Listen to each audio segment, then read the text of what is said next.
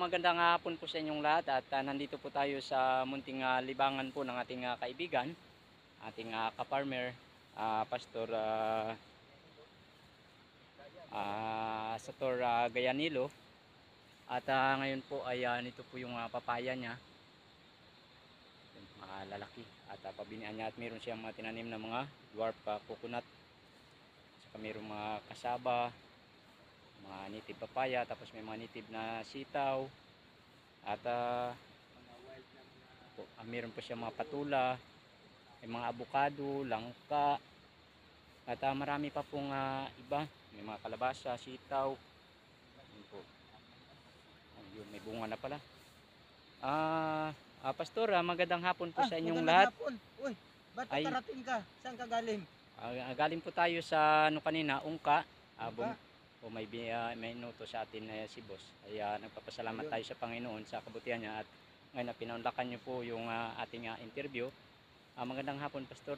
Kumusta naman po yung buhay dito sa Leon? Napakasarap ang buhay sa Leon dahil hindi na nangangagat ngayon. Nagiging mabait na. Opo. Dahil alam ng Leon na mabait din tayo.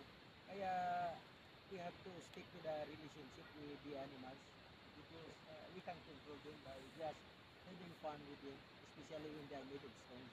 Opo. Thank you so much. Bali, tayo. Tama, Pastor. Bali na inspire tayo dito sa mga tanim mo. Dahil ang mga kabataan po ngayon na Pastor ay busy na sila sa mga online na gaming. Ano po yung mai-advise mo sa ating mga kabataan para po sila magkaroon ng interest sa farming? Bata na katulad ko, kailangan sa mga ama at ina, dapat yung mga anak nila ay dapat palagi nila sinisibaybayan.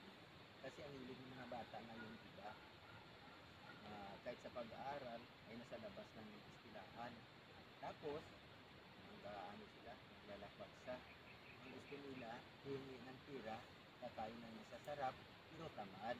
Kaya ang mga bata kailangan i-mentor ng mga ina at saka tatay para na sila ay mag-i-start habang bata pa sa edad ng pagtrabaho, katulad ng pagtrabaho dito sa taniman, pagtrabaho sa kung saan yan na mapagkitaan ng pera.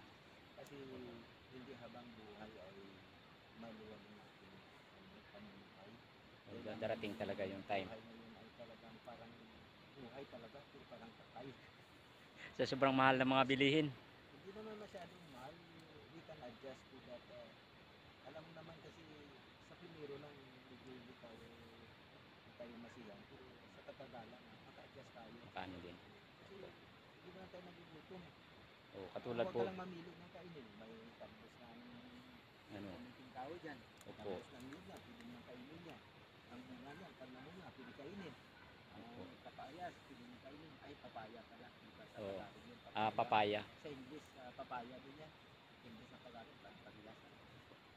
At maraming salamat po, Pastor. At si ano nga po pala mga kaparmer, si Pastor Gayanilo ay dati po siyang OFW sa Libya. At ngayon po ay pinapaunlakan pa rin siya na kung gusto niya bumalik. Pero sabi ni Pastor Gayanilo ay ayaw ko na bumalik sa Yaman. Ayaw na niya bumalik daw sa sa Yaman. Gusto na niya ng simpleng pamumuhay. Kaya dito, pinakain ng ulan. Kaya lang ito alagaan, isprihan. Ayun, yan yung ispray dito. Pero kukuhanin mo lang yung nakadikit dito na parang malilit na dito. Tapos hindi ko na asikaso kasi busy at saka may ministry pa. Opo. Kahit naman po kahit hindi siya ganong nalagaan mga kaparmer ay namumunga pa rin. Namumunga, tingnan mo, laki-laki yung bulaklak. Ito yung pinakamalaki na bunga ng papaya dito. Tingnan mo, giant size. Ito si Pastor Gayanilo po mga kaparmer ay hindi na niya kailangan na bumili ng mga gulay kasi namumunga na yung Pero niya. Kailangan kong buminta ng gulay. Hindi bibili, bibinta. Hindi na siya bibili kundi siya na yung magbibinta. Iba talaga ang may itinanim ay tiyak talaga na May aanin merong yung iba. aanihin yung Yung iba. iba. At kasama rin po natin dito yung ating kaibigan, si ano, Pastor Dexter. Dexter Montaño. Ang palayaw ay Latoy. Kaya maraming Doon, salamat po sa Dalhin inyong nyo lahat. doon sa kwan. Sige, doon kayo. Dalhin nyo doon sa... Ayun no, daming transisyon. bunga. At saka, Huwag ay, masyado nahiya yung papaya ko. bunga pala. Bunga ba? Po. Dito tayo dadaan mga kaparmer, para laktod. Sa Tagalog ay sa English pala shortcut. Shortcut. Shortcut. Ito guys, yan mga kaparmer, daming yung tanim na tanglad. Yung lemongrass, may mga bago siya ulit na tinanim na kalabasa. One week pa lang yan. At saka mayroon ay gamit niya pala organic. May mga animal manure Ano pa. yan? Mga tira-tira ng mga organ ko doon na sa musical ba? Music. Ginawa kong organic. Saka mayroon si mga saging. Yun, may atis. Yung saging na ito ay saging na banana to.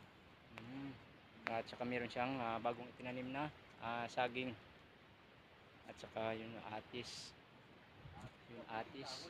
Saka guyabano. Yun, dami palang kamuting kahoy na tanim. Yung mga kaparmer, walang gutom.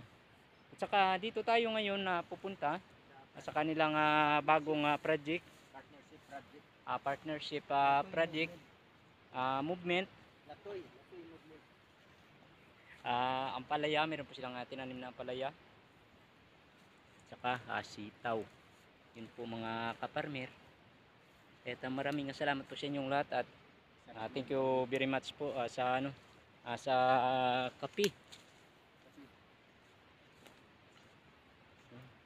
May mga tanim siya, saging, nyug, kahit saan lang may tanim. Hanggat may lupa ay kailangan taniman. Ito, ang ganda ng mga nila. Palaya. Para may magandang presentation naman.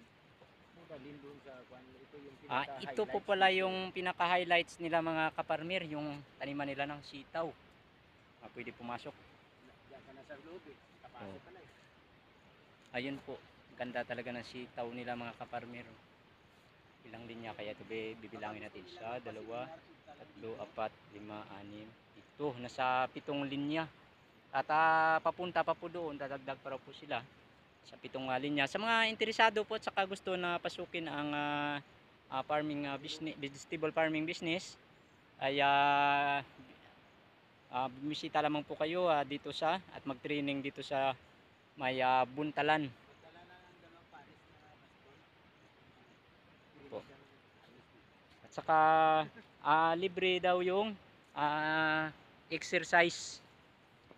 Ito po, ang ganda talaga ng mga nila, sitaw. Koreksyon. Ano po, may po dito, pwede po training. Isama nila si training. Ayan po. Ganda talaga ng mga nila, mga kaparmer, sitaw.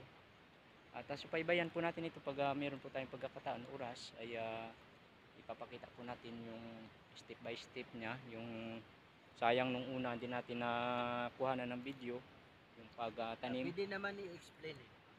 Pero napakadali lamang po. Gamit po nila ay animal manure, goats at saka cow's manure combination. Chicken. At saka chicken manure. Ayun po, ganda talaga. Ito dito pag dumami ang tanim mo, ang tanim binubunot, ang damo. Yun po pala ang magandang resulta ng pagmalusog ang tanim ay berding-berde po yung dahon. Saka yun po At ang damo. At pati yung damo. Kaya kailangan talaga madamuhan.